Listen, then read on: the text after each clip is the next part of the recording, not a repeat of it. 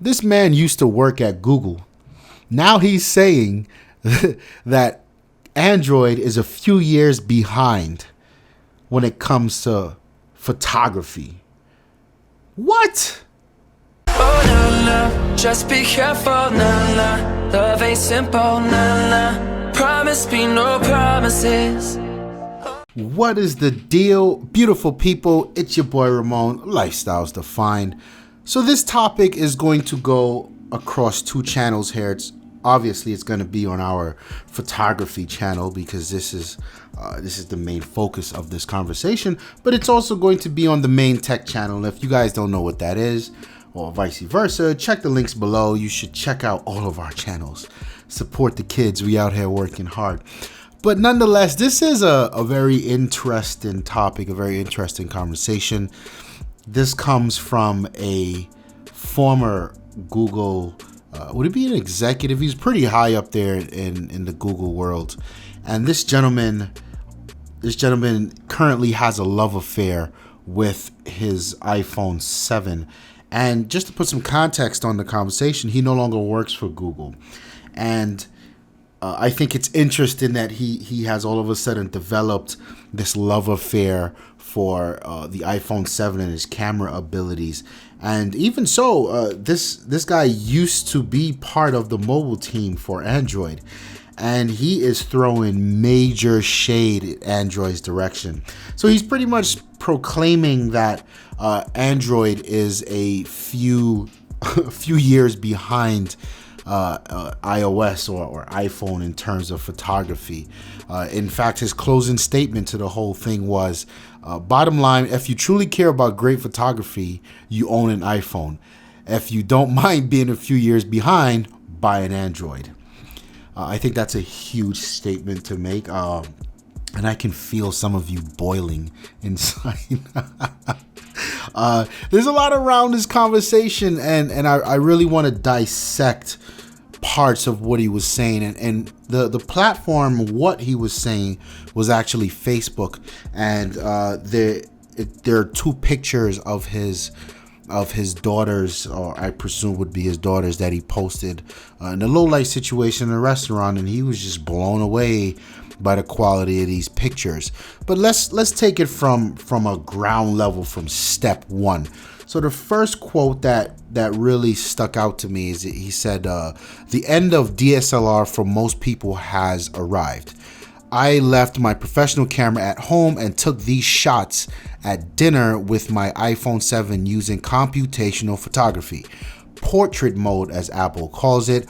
Hard not to call these results, and he's talking about the image in a restaurant taken on a mobile phone with no flash. Stunning. Great job, Apple. So if we look at these images, there's two of them really, and I mean the kids are cute as all hell. Sure, why not? And this is something that I feel gives credence to mobile photography, is the ability to capture things like this. And I think the iPhone did excel here. I think these are wonderful moments that are captured that any parent would be proud of. In fact, I'm not a parent. I don't have a paternal bone or maternal bone in my body. And I can look at this and I can connect. I can feel the joy and the love and the warmth coming off of these images. And that is the point of photography. It's not the gear you used and the megapixels. And this is the point right here. This is why we get into photography. So yes, I mean, point well taken here. But there's a few things I do want to mention that I would like to sort of add to this quote. First off, this is a different time, and I mean, the train of thought from someone who said I left my DSLR home in lieu of a cell phone. That tells me that at one point or another, you cared about image quality, and you understood that a DSLR meant that you want to get the best possible image quality from that moment. If not, you would have had a point and shoot. but you didn't. You did the research and you went from point and shoot and you went straight to DSLR. That says a lot. And in those days when people who sought after image quality, timeless image quality at that, they wanted the best picture to do very specific things. One, they wanted it to last the test of time, and two, I feel like you wanted it to print and to have these pictures around the house and whatnot. So the world we living now, the iPhone and these shots are good enough because we no longer care about printing them, and they're good enough for Facebook, and they look good enough on Facebook. They look good enough on Instagram, and I think it's unfair to sort of to put the iPhone on the stature that he wanted to put it on the pedestal. He used the DSLR, and the time has come where most people don't care about it. I mean, most people who cared about image quality got DSLRs, and most people who didn't care about the intricacies of how a camera works got a point and shoot. I would say the more politically correct, technical, because these are technical claims that he's firing off at Android, so we got to dig deep here. I would say that the technical phrase for what he's trying to say is most people don't have standalone cameras. I would have totally accepted that, but to say DSLR, I can't really agree. If you owned a DSLR, you cared about image quality, and you know that phone can't come anywhere close to it. That's just my stance on that. Also, going back to these images, and more so to this point of image quality, all right, because again, he said DSLR. I can see where iPhone's portrait mode is failing. There's a lot about this image, and he likes this big word. He was an engineer, right? He likes this big word of computational photography. So what computational photography means is the camera, after the image is taken, the processor of the camera, the phone, is really applying a lot of software tricks to make the image very pleasing and to actually make it better than it looked when it was actually taken. And at the core of this, nothing wrong with this. In fact, I think this is the dopest shit ever. iPhone's been executing on this for many years, so has many Android phones. When you look at HDR, because HDR is part of computational photography on a phone, right? Classic HDR is done in a very different way. You get your multiple exposure images, you layer them on top of each other, and you combine them, and then you execute. On the phones, these things are the same concept, but they're done like instantaneously. And they do a really good job at it, and they do a good job these days. Has been getting much more tasteful. But this portrait mode, where the iPhone sort of creates this accentuated depth of field, it fails. So if we're looking here, we're looking at the kids. They're well in focus. Everything looks fine, but then things start to fall apart a lot. Like, look right here. You see, this is along the edges of his hair. Why is this blurred, right? And this is something that I've come across in my own testing when using a portrait mode on the iPhone. It does wonky things. I mean, it's still got a ways to go, but it does give you, at a very low level, someone, I'm sure people who are on his Facebook, and not because of what he just said, because people are roasting this man all over the place. Some people are agreeing, why not? But people don't really nitpick at that type of stuff. But again, as a photo nerd, my man, you said DSLR as if this thing could replace a DSLR. And coincidentally, here we have this feature that Apple is making to target DSLR-like results, but not quite there. And there's a lot about the picture that just strikes me as I wouldn't be advertising. Almost shouldn't have said DSLR. Just say you think it's a dope-ass picture, and I have no problem with anything you say. But yeah, and then altogether, I mean, I wouldn't call this image stunning. I don't think proper exposure in an image makes it stunning. And I'm not trying to undermine what I said earlier about the warmth of this image and the love you can feel, because I think this image, if I were to critique this image is a 10 out of a 10. This image reached the potential of what this person saw when he took it. That's his kids. They're smiling there in focus. The composition's fine, yada, yada, yada. But, I mean, the image is soft. Not only is the image soft, but there are parts of it that are out of focus because of the computational photography. So, again, I'm going to go out on a limb and say, yeah, it's a cool image, but, you should have watched your mouth, because I could have pulled something out of my ass way better than this on an Android phone. And mind you, a Samsung phone from 2 years ago. So let's not get too far into it yet.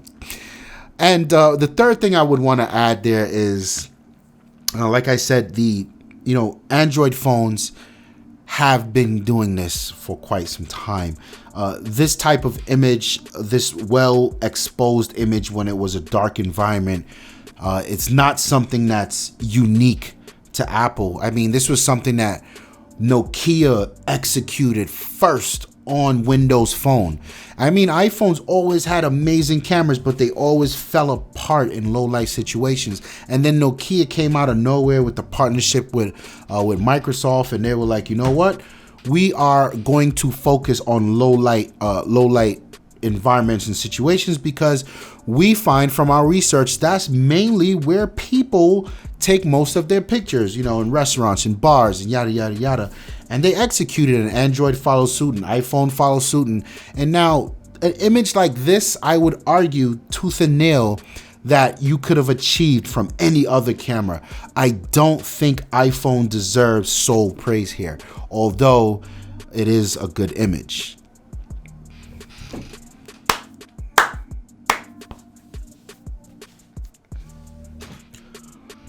So I got a bit more to read here, and this is a pretty long one, but it's a fairly technical. And the reason this is technical is because this guy, again, used to head up the photos part of Android, so he knows what he's talking about.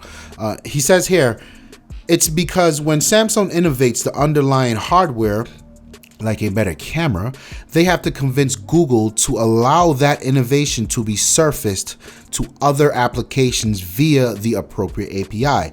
That can take years. Also, the greatest innovation isn't even happening at the hardware level. It's happening at the computational photography level. Google was crushing this 5 years ago. They had Auto Awesome that used AI techniques to automatically remove wrinkles, whiten teeth, add vignetting, etc. But recently, Google has fallen behind. Apple doesn't have all of these constraints. They innovate in the underlying hardware and just simply update the software with their latest innovations like portrait mode and ship it. So there's a lot. This is a very loaded quote from this man.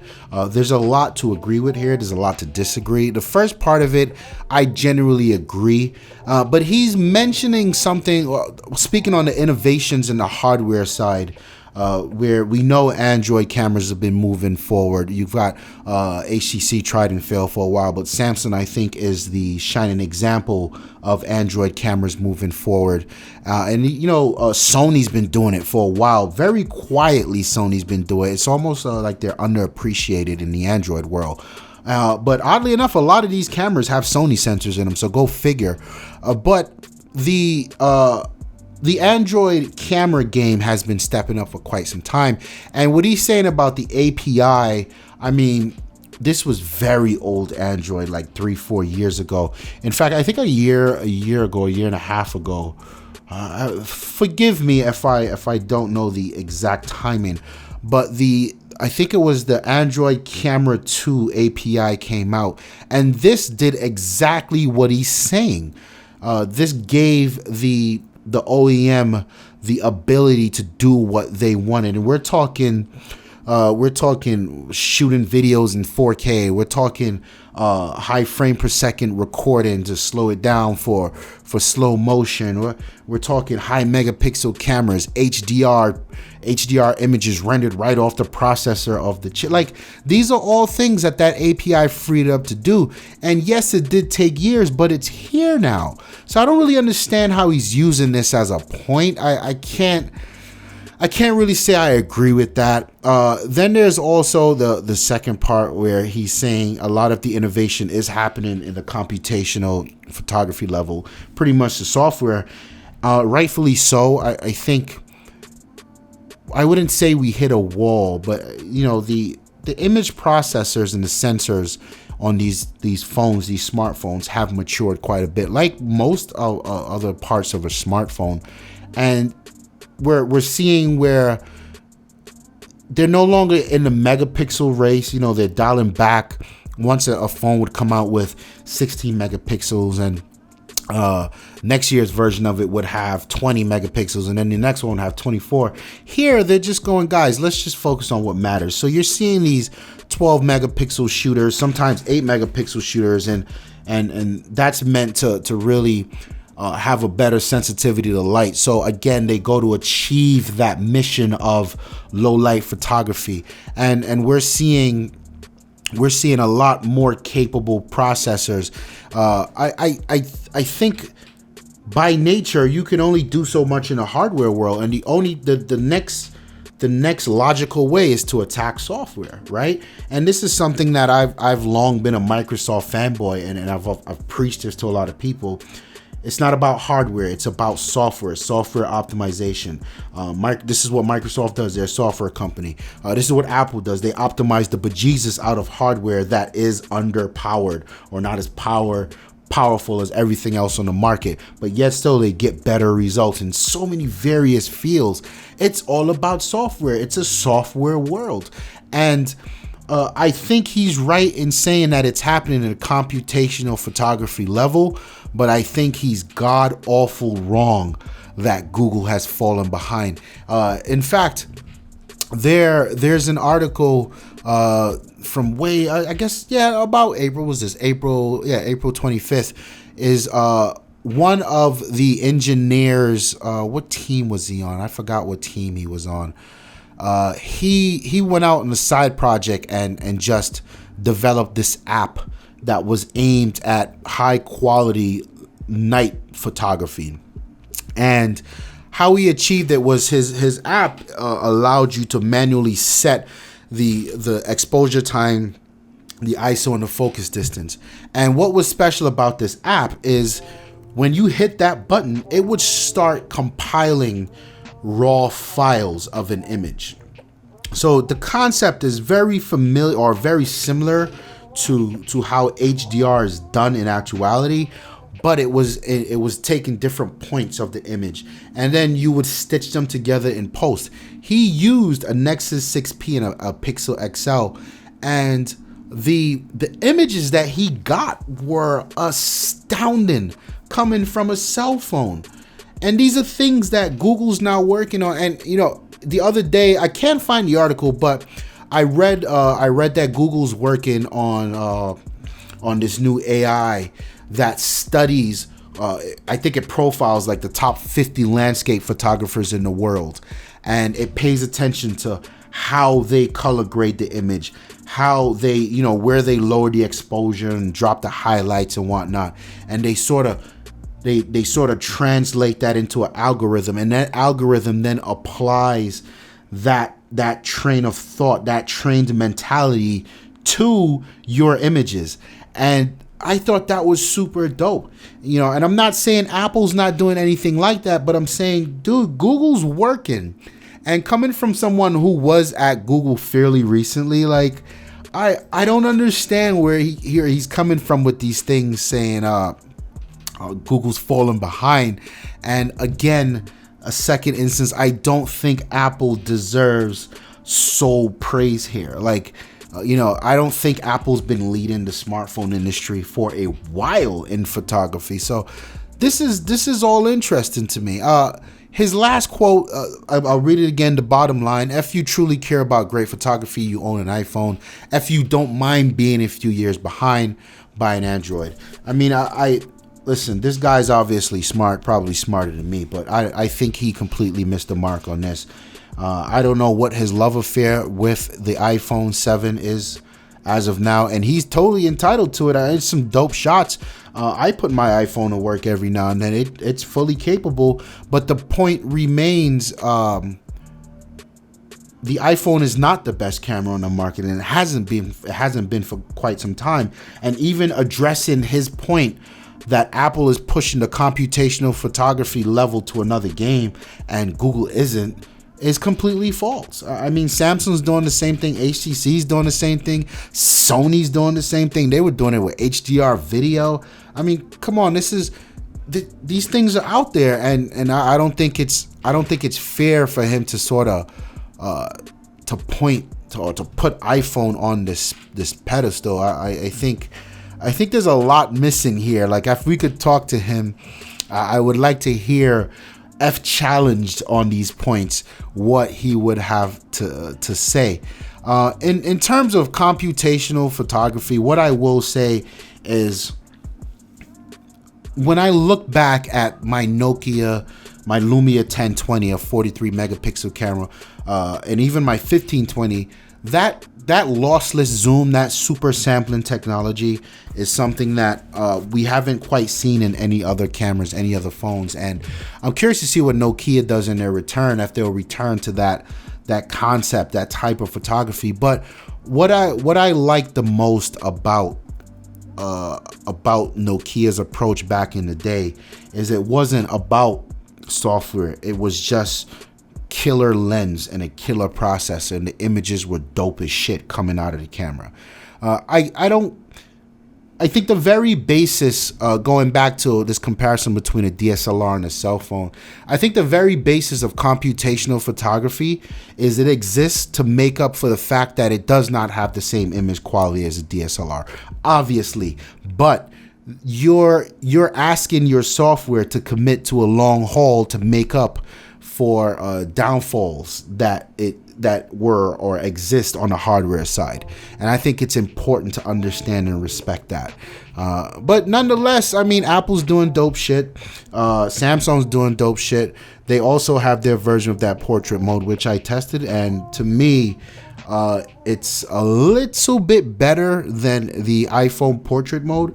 Although I will say the iPhone portrait mode seems to be more so for actual people, where Samsung gets subjects a lot better. You see a lot less of that random blurring. But let me know what you guys think. This is a hot topic. I know a lot of people are like, what?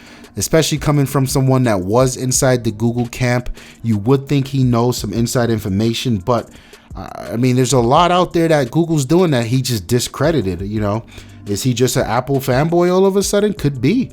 Is he just an Apple lover? I mean, he could be. Let me know what you guys think in the comments, man. My name is Ramon. I hope you liked the video. Hit the like if you like it. If the first time you coming across us, slap that subscribe button. We got plenty more coming. And also check out the links in the description. We got so many more channels: sneaker channel, gaming channel, photography channel, accessories channel. But we're getting the work out here. I'm out of here. Peace. Well, I guess, and the reason we started Lifestyles Defined is because if we weren't on camera arguing about these things, the technologies, the phones, the iPhones, the Androids, the cameras, the games, we'd be on the phone arguing about it. We'd be in each other's houses arguing about it. So why not just put it in front of a camera for everyone to enjoy it the way we do? That's what Lifestyles Defined is all about. We just